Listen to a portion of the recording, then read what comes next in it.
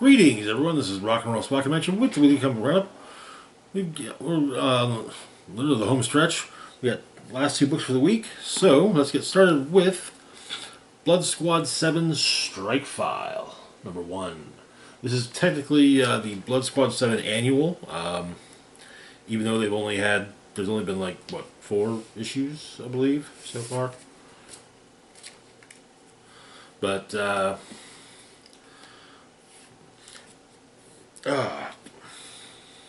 in light of the Coney Island incident, and Erica Richmond's desire to return the team to its former glory, well, they're undertaking a new mission. So the issue begins in the Blood Squad 7 War Room underneath the Pentagon. An alert occurs at just before 4 o'clock in the morning, one morning, and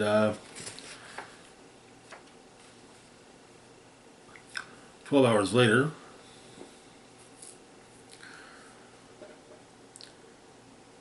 Erica meets with Jimmy Suzuki, and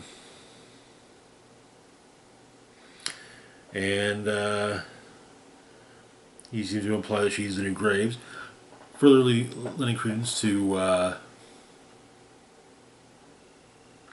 the basic concept of the previous Youngblood books taking place in the timeline for Blood Squad 7.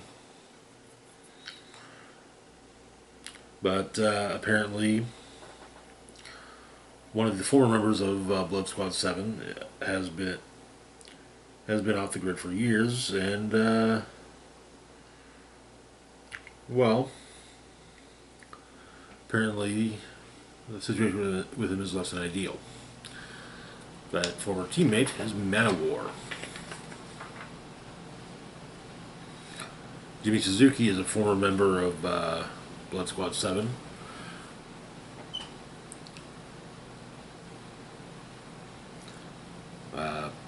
Tachi, back in '93, but apparently Man-O-War helped Super Patriot basically rediscover his humanity and helped Super Patriot become something of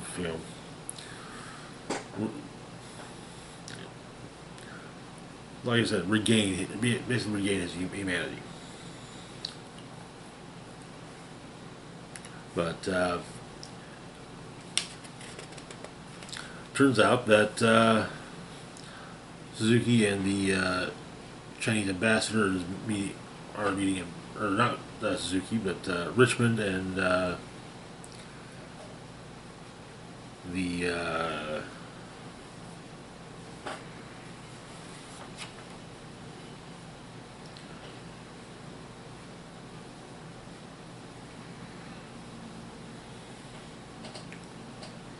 looks like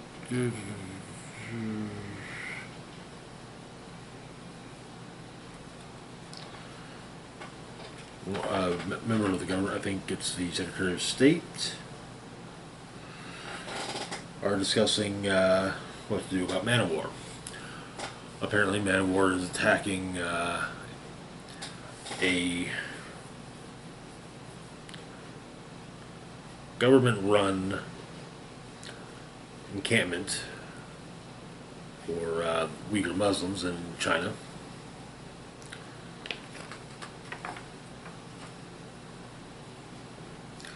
And 21 hours later, Blood Squad 7 is going in to extract Man-O-War after discussing the situation with the Chinese ambassador.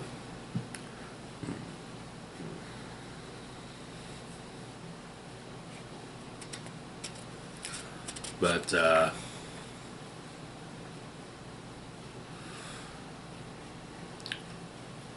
Ripcord is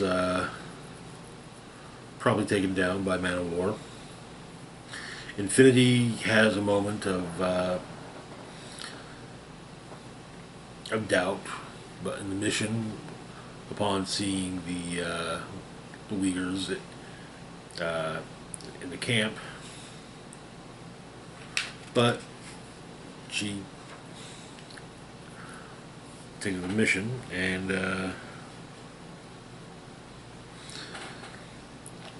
Ben Noir is able to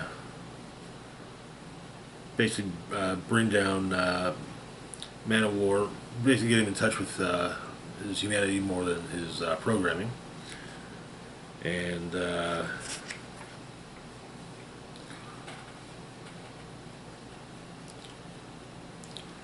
while Moxon's able to take him down.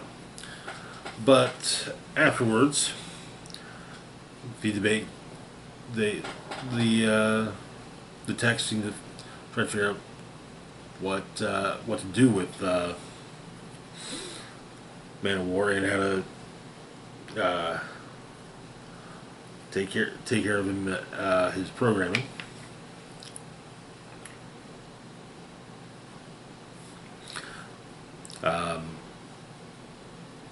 Then the meeting of the team meets with the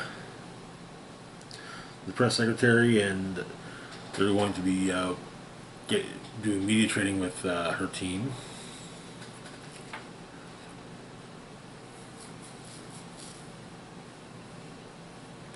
With the mission to China being swept under the rug in favor of dealing with the Coney Island incident. But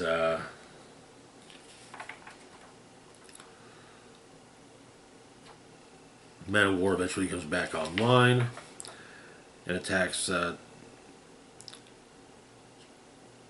Tachi and Erica. Tachi is able to cut off one of Man of War's arms and remind him who he is. The two embrace, and situation is contained. Ripcord and Infinity, the team minus Maxon, are basically talk about what happened in China. And Erica is given the directive to add Man of War to the team. And that is where the issue ends. Good issue. With, I believe, a next issue of Blood Squad 7 will be dropping in January. So yeah, but good issue, and I kind of figured that they were going to end up recruiting Man of War to the team, but it's noted that in the issue that Man of War is basically seen as being just ordnance, not a person, but experimental proprietary ordnance, which is more than less sad. Anyways, I'm looking forward to the series returning in the new year. Anyways, moving on to our last book for the week, we've got Redcoat number 7. Where we left off, Simon Pure and who's anything but, and Albert Einstein had managed to save the country in the 1890s. And so, the issue opens in 1955. Simon is in a hotel room in New York. Various places of room service, empty bottles of booze around his bed. But he gets up, bathes, shaves even, polishes his boots, and dons his uniform from the Revolutionary War, and hails a cab. going to be a long ride. He stops at a bar briefly, orders a beer, and just leaves it sitting on the bar.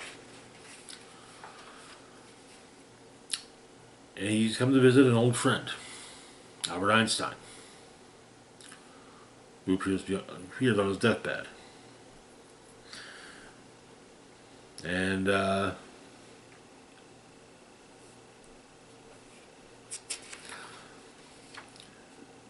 Simon talks about his most recent adventure dealing with the Russian who was attempting to destroy the the uh,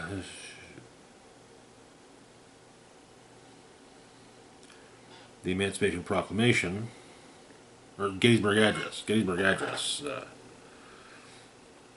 and changed the course of history. It changed history for probably the entire world. But they talk about their they catch up with Einstein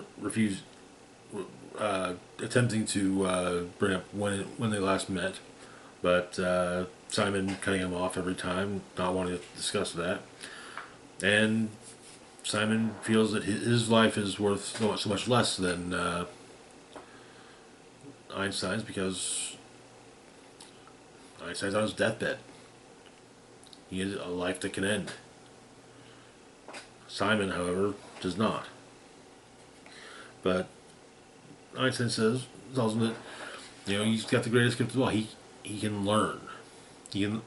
Most people, they can't, they won't truly become their best self until probably just before they pass.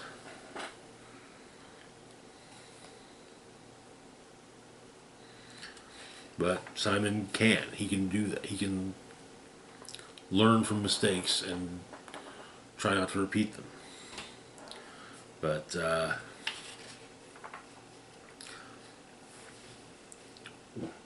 Albert dies, and we get a brief series of flashback panels. 1782, 1845, 1909. Always Simon mourning someone he lost. And finally, 1955. Simon sits with Albert Einstein, his friend Albert, during his final moments. There is also a write-up of Albert Einstein's history in the unnamed universe, but apparently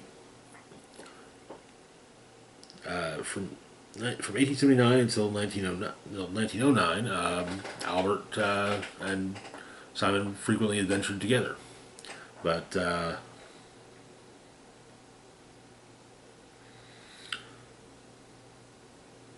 they both seem to follow the other's life from afar, however. But he had apparently seen a vision, or his sister had seen, Albert's sister had seen a vision in their younger years, which involved Geiger, Redcoat, and various other characters from the unknown universe, and Einstein it was an apocalyptic vision, and Einstein was attempting to when he encountered Simon Pure the first time, was trying to avert it. And that is where the issue ends. And yes, there will be a new issue releasing in December. I was worried that Redcoat was going to be on hiatus until some point in 2025, like Rook, but I'm glad to hear that that's not. But this was a really good issue. the Russian that Simon Pure refers to as Lenin's favorite soldier, Leonid Tolstoy. But and apparently Simon Pure had dealings with the Rosenbergs as well. Quite the interesting history. So I do hope that at some point maybe some of these adventures will be fleshed out as actual stories instead of just stories, told of, oh yes, and there was this, and there was that, and there was this, and that, and that, and that other thing, and that thing. So, but anyways, that's going to do it for now. As always, feel free to like, share, and subscribe. Links to my Facebook, Twitter, Blue Sky, Instagram, Mastodon, Patreon, and PayPal can be found in the description box down below. This is Rock and Roll Spock signing off saying, oh, actually, one thing, of course. Huge shout out to Patreon patron Red Man's Penis. Thank you so much for your support. It is greatly appreciated. And now, without further ado, this is Rock and Roll Spock signing off saying, live long and rock hard.